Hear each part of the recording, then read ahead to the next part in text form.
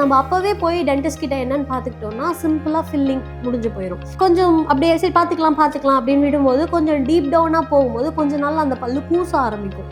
அப்பயும் நம்ம என்ன பண்ணுவோம், சரி பேர் பண்ணிக்கிற மாதிரி தான் இருக்குது, ப்ராப்ளம் இல்லை பார்த்துக்கலாம் அப்படின்னு நம்ம நினைப்போம். அப்படியே அது போகும். அந்த கூச்சம் கொஞ்சம் கொஞ்சமாக ப்ரோக்ரஸ் ஆகி வலியும் சிவியர் வலியிலையும் வீக்கம் வர வரைக்கும் அது வந்து ப்ரோக்ரஸ் ஆகிட்டே போகும். அந்த டைமில் தான் நம்ம டென்டிஸ்ட் கிட்ட போவோம். அவங்க வந்து நம்மளுக்கு ரூட் கெனால் அப்படின்னு சஜஸ்ட் பண்ணுவாங்க.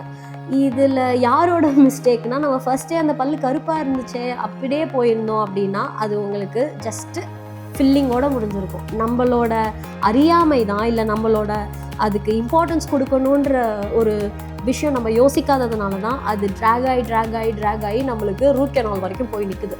ஸோ இதில் என்ன சொல்ல வரேன்னா, ஒரு அடம் பிடிக்கிற குழந்தை நம்ம கொஞ்ச நேரம் கண்டுக்கலைன்னா அது அப்படியே மறந்துடும், டிஸ்ட்ராக்ட் ஆயிரும், வேறு ஏதோ சைடில் போயிடும்ன்ற மாதிரி மெடிக்கலோ டென்டலோ கிடையாது. அது வந்து கொஞ்ச நேரத்துக்கு அமைதியான மாதிரி தெரியும், ஆனால் ஒரு வேர்ஸ்ட் ஃபேஸோடு வந்து தான் உங்களை திரும்ப பார்க்கும். அதனால் எந்த ஒரு விஷயத்தையும் ஹெல்த் ஓரியன்டாக வர விஷயம் எதையுமே நெக்லெக்ட் பண்ணாதீங்க.